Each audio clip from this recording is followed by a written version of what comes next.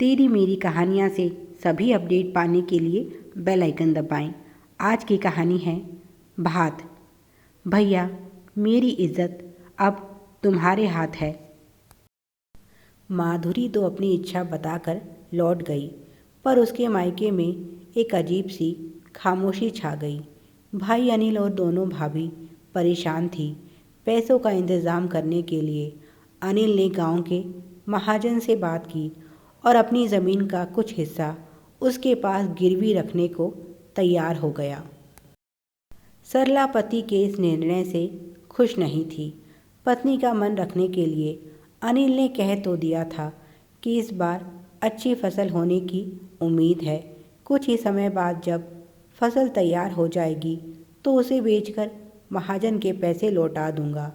पर वह अच्छी तरह जानती है, एक बार अगर कोई महाजन के जाल में फंस जाए तो उसका निकलना इतना आसान नहीं होता और फसल के बारे में भी कुछ कहा नहीं जा सकता। उनकी इस उम्मीद को ओलावृष्टि, भारी बारिश कभी भी नष्ट कर सकती हैं और अगर इस सब से भी पार पा ली जाए तो कौन जाने उसका उचित दाम मिलेगा भी या नहीं। सरला समझदार महिला है जो इस बात पर पूरा यकीन रखती है कि व्यक्ति को उतने ही पैर फैलाने चाहिए जितनी उसकी चादर हो। वह जानती है अनिल के द्वारा भरे गए इस भात का माधुरी दीदी के ससुराल वालों पर कुछ असर नहीं होने वाला। यह तो सूरज को दीपक दिखाने के समान ही है। फिर यह झूठा दिखावा किस लिए करना? क्या वे हमारी हालत से परिचित नहीं? यह तो निश्चित है कि उन्हें कोई फर्क नहीं पड़ेगा, पर अनिल का परिवार कर्ज में ज़रूर डूब जाएगा इस बात के कारण। क्या माधुरी दीदी को यह सब दिखाई नहीं दे रहा? केवल झूठी शान दिखाने के लिए और सास ननद के सामने अपनी नाक बचाने के लिए अपने भाई के परिवार को कर्ज के बोझ तले दबा देना कहाँ तक सही है? उल्टा होना तो यह चाहिए था कि उन्हें भाई को सांत्वना देनी चाहिए थी, समझाना चाहिए था कि तुम्हारी जो हैसियत हो उससे भी कम खर्च करना। माता पिता और बड़ा भाई नहीं है तुम्हारे साथ तो क्या हुआ? मैं तो तुम्हारी बड़ी बहन हूँ, मैं तुम्हारे साथ हूँ। खुद को अकेला मत समझना। तुम मेरी चौखट पर आकर बस खड़े हो जाना, यही मेरे लिए सबसे खुशी की बात है। पर नहीं, उन्हें तो भाई से ज़्यादा लोगों की चिंता है कि वह क्या कहेंगे।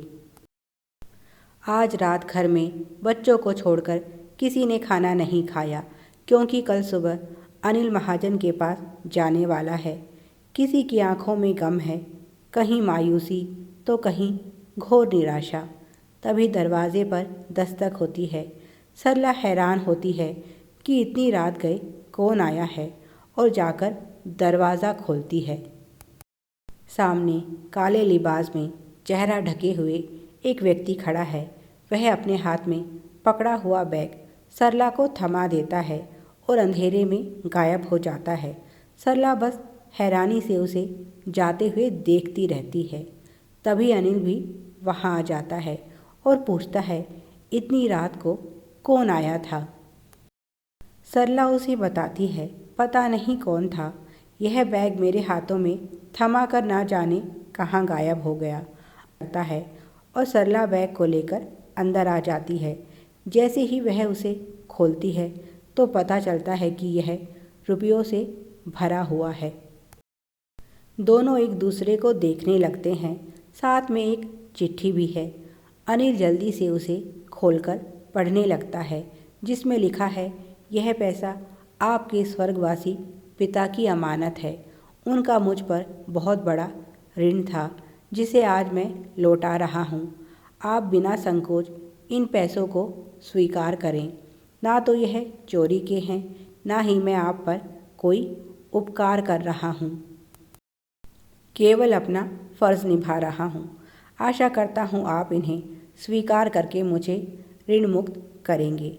आपका शुभचिंतक। चिट्ठी पढ़कर तो अनिल और भी सोच में डूब गया, क्योंकि उसके पिताजी गांव के सरकारी स्कूल में मास्टर थे। उन्होंने अपनी ज़िंदगी में बहुत अच्छे कार्य किए थे। उस समय तनख्वाह तो ज़्यादा नहीं थी, पर इज़्ज़त बहुत थी उनकी। इसीलिए उसने इस बात पर विश्वास कर लिया कि ज़रूर उसके पिताजी ने किसी की सहायता की होगी।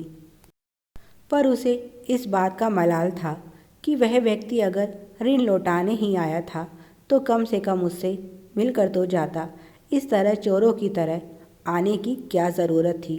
सरला बोली, अब आप और अधिक मत सोचिए। हमारे पिताजी के किए अच्छे कर्मों का फल आज हमें मिल रहा है। अब आप दिल खोलकर बहन के भात की तैयारी कीजिए। कोई कमी नहीं रहनी चाहिए। जब पैसों को गिना गया तो यह रकम 5 लाख निकली और अनिल ने धूमधाम से बहन का भात भरा। खुद उसके ससुराल वाले आश्चर्यचकित थे।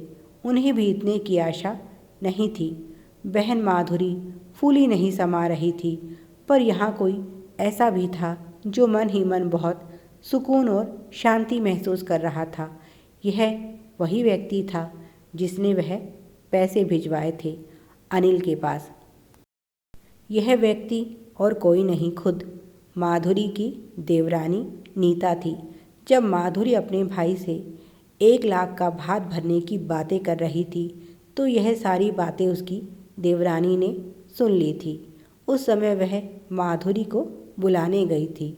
उसे माधुरी का इस तरह से भाई पर दबाव बनाकर भात भरवाना अच्छा नहीं लगा। उस रात गाड़ी लेकर उसने अपने विश्वास पात्र ड्राइवर को भेजा था पैसे देकर। और यह भी सच है कि वह माधुरी के पिता की ऋणी थी और इस ऋण को चुकाने का उसे इससे अच्छा अवसर नहीं मिलता। जब वह माधुरी के साथ उसके घर पहुंची तो उसके पिता की तस्वीर देखकर हैरान रह गई थी। उसने तुरंत उन्हें पहचान लिया था। दरअसल नीता का संबंध एक अमीर परिवार से था। माता पिता की इकलौती बेटी होने के कारण वह कुछ ज़िद्दी हो गई थी और एक दिन नाराज़गी में घर छोड़कर चली आई थी। पर बाहरी दुनिया के खतरों से अनजान नीता नहीं जानती थी कि उसका इस तरह बिना बताए घर से निकलना कितना खतरनाक हो सकता है। इसका आभास उसे तब हुआ जब वह रात को गुस्से में अकेले बस स्टैंड पहुंची और उसका सामना 3 पुरुषों से हुआ जो उसे अकेला जानकर उसका फ़ायदा उठाना चाहते थे। पर उस समय ना जाने कहाँ से माधुरी के पिताजी बस स्टैंड पर आ गए और सारी स्थिति को समझ गए।